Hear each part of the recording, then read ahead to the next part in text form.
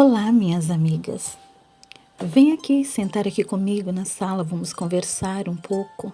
Vamos conversar hoje sobre a volta de Jesus. Eu anotei algumas perguntas básicas que minhas amigas me fizeram aqui e procurei as respostas na palavra de Deus para saber o que o Senhor disse sobre este tema. E ao pesquisar, eu aprendi profundamente, primeiramente para mim e depois para passar para elas.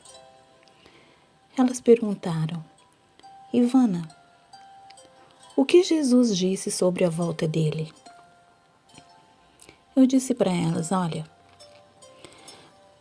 quando Jesus estava aqui, chegou o dia de ele ir embora. Os discípulos ficaram muito tristes e com o coração perturbado, porque Jesus iria deixá-los para voltar para o céu. E Jesus os confortou, dizendo assim, em São João 14:13. São João capítulo 14, de 1 a 3, ele disse assim: Não se turbe o vosso coração. Credes em Deus e credes também em mim. Na casa de meu pai há muitas moradas. Se assim não fora, eu vos teria dito, pois vou preparar-vos um lugar. E quando eu for e vos preparar lugar, voltarei e vos receberei para mim mesmo, para que onde eu estou, estejais vós também. Estão vendo? Então ele foi embora. E ele confortou os discípulos com essas palavras. Aí ela, mas como Jesus vai voltar? Como ele virá, Ivana? Aí eu fui em Atos 1, do 9 ao 11, que diz assim: Ditas essas palavras, aquelas palavras de conforto que nós lemos agora, ditas essas palavras, foi o Senhor elevado às alturas à vista deles, e uma nuvem o encobriu dos olhos deles. E estando eles ainda olhando fixamente no céu, enquanto Jesus subia, eis que 2 homens vestidos de branco se puseram ao lado deles e disseram: Homens galileus, por que vocês estão olhando para as alturas? Esse Jesus que estava com vocês e que foi para o céu, voltará do mesmo modo que vocês o viram subir. Ou seja, Jesus subiu em carne e osso, não foi? Em corpo, não foi em espírito, como muitos dizem. Porque de acordo com Lucas 24:39, ele diz que um espírito não tem carne nem ossos, como Jesus tinha. E outra coisa, ele também virá e todos o verão. Será visto por todos. Porque Apocalipse 1:7 e Mateus 24:30 diz que o Senhor virá com as nuvens e todo olho o verá, até aqueles que ultrapassaram na cruz. Todos os povos da terra verão o Senhor vindo sobre as nuvens do céu, com poder e muita glória. E pesquisando mais eu vi, ele voltará. Ele não virá sozinho, ele virá acompanhado. Porque São Mateus 25:31 diz: Quando o Senhor Jesus vier na sua majestade e todos os anjos com ele, então se assentará no trono da sua glória. Então ele virá acompanhado com os anjos. Todos os anjos virão com Jesus. E ele também virá com poder e glória. Porque Lucas 21:27 diz: Então todos verão o Senhor vindo numa nuvem, com poder e grande glória. Entenderam? Até aqui nós podemos analisar que a volta do Senhor é tão certa assim como existe a morte. Porque em Hebreus 9:27 e 28 diz: Assim como aos homens está ordenado morrerem uma vez, vindo depois disto o juízo, assim também Cristo, tendo se oferecido uma vez para sempre para tirar os pecados de muitos, aparecerá segunda vez aos que o aguardam para a salvação. Aí elas falaram: ok, Ivana, entendo. Aí elas fizeram uma outra pergunta para mim. Aí eu fui pesquisar. Elas perguntaram: mas o que acontecerá com os mortos? Com os mortos e com os vivos quando Jesus voltar? Ou seja, o que acontecerá com as pessoas que confiaram e obedeceram a Jesus? Os justos, os vivos e os mortos. Aí eu pesquisei e encontrei lá em 1 Tessalonicenses 4, 16 e 17, que diz assim: porquanto o Senhor mesmo, dada a sua palavra de ordem, ouvida a voz do arcanjo e ressoada a trombeta de Deus, descerá dos céus e os mortos em Cristo ressuscitarão primeiro. Viu? Os mortos em Cristo, que morreram confiantes, obedecendo e crendo em Jesus, ressuscitarão. Eles ressuscitarão primeiro.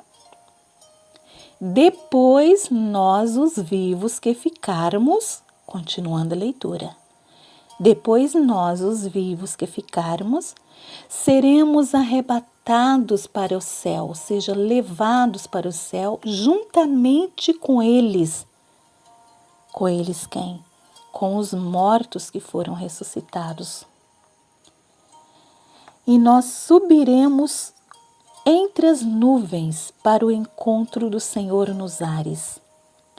E assim estaremos para sempre com o Senhor.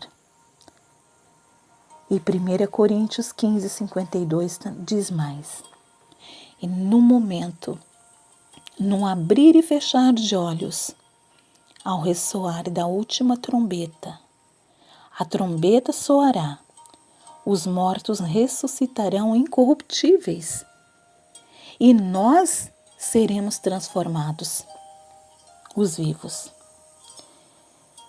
Isto não é lindo, amigas? Os mortos ressuscitarão primeiro e os justos, vivos, que estiverem vivos na época, serão transformados e juntamente com eles que foram ressuscitados, subiremos para encontrar o Senhor nos ares. E aí sim, iremos embora para sempre. Todos nós, os justos vivos, juntamente com os justos mortos que foram ressuscitados, seremos renovados e levados para o céu com Jesus. Isso é maravilhoso. Por isso Jesus disse em 1 Tessalonicenses 4,18: consolai-vos uns aos outros com estas palavras. Ok, agora vamos ver o que acontecerá com os ímpios, ou seja, as pessoas que não aceitaram Jesus como Salvador e não deram ouvidos à sua lei, ao Evangelho. 2 Tessalonicenses 1, 7 a 9, 2 e 8, diz assim, na segunda parte: quando do céu se manifestar o Senhor Jesus com os anjos do seu poder, em chama de fogo, tomando vingança contra os que não obedecem ao Evangelho de nosso Senhor Jesus. Esses sofrerão penalidade de eterna destruição, banidos da face do Senhor e da glória do seu poder. Ou seja, os ímpios receberão a morte eterna. É muito triste o final dos ímpios, não é? Mas Jesus não quer que eles pereçam, mas sim que eles tenham a vida eterna.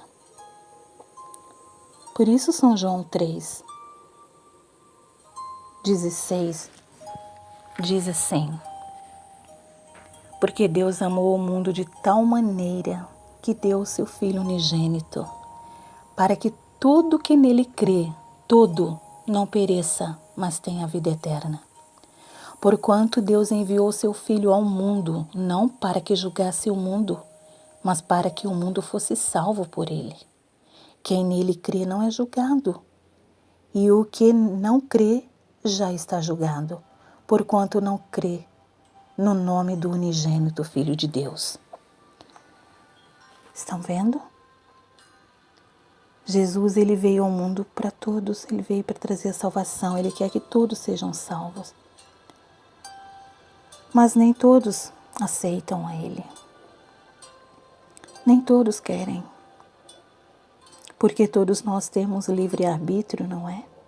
E ele não força ninguém a aceitá-lo. Ele virá para destruir a Satanás e as suas obras. Mas aqueles que o rejeitam, consequentemente, serão destruídos com o inimigo. Todos nós sofreremos as consequências de nossas escolhas, não é? Como diz 2 Tessalonicenses 2:8. Então será revelado o iníquo, Satanás e seus seguidores, a quem o Senhor Jesus matará com o sopro de sua boca e o destruirá para sempre. Sabe? A volta de Jesus é chamada de o fim do mundo porque os ímpios morrem e os justos serão levados para o céu. Quando Jesus voltar, só haverá duas classes de pessoas, os ímpios e os justos. Os ímpios estarão desesperados, conforme Apocalipse 6:15-17 diz, que eles tentarão se esconder da presença do Senhor, dizendo aos montes e aos rochedos: caí sobre nós e escondei-nos da face daquele que se assenta no trono e da ira do Cordeiro, porque chegou o grande dia da ira deles, e quem é que pode suster-se? Isso que os ímpios dirão. Eles ficarão apavorados. Eles não quererão ver a face de Jesus. Eles não querem ver, eles vão pedir para os montes e os rochedos caírem sobre eles, para que eles não vejam a face do nosso Senhor. Eles que rejeitaram a Jesus. Mas, em contrapartida, naquele dia, o que os justos dirão? Em Isaías 25:9, diz que eles dirão assim: Eis que este é o nosso Deus em quem esperávamos, e Ele nos salvará. Este é o Senhor a quem aguardávamos. Na sua salvação exultaremos e nos alegraremos. Olha que diferença. Os justos jubilosos, felizes, dizendo que este é o nosso Deus em quem esperávamos e Ele nos salvará. Este é o nosso Senhor a quem aguardávamos e na sua salvação exultaremos e nos alegraremos. Sabem, amigas, Jesus virá para livrar os justos das opressões de Satanás e dos ímpios. Ele disse em Apocalipse 22:12 assim: Eis que venho sem demora, e comigo está o galardão que tenho para retribuir a cada um segundo as suas obras.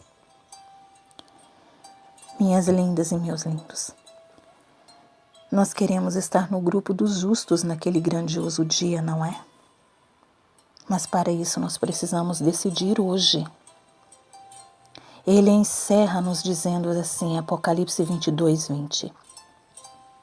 Aquele que dá testemunho destas coisas diz: certamente venho sem demora.